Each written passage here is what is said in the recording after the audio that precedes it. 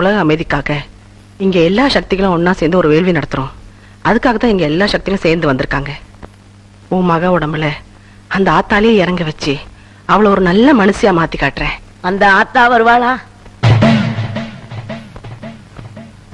அவ வருவா. வேப்பிலையின் வடிவில்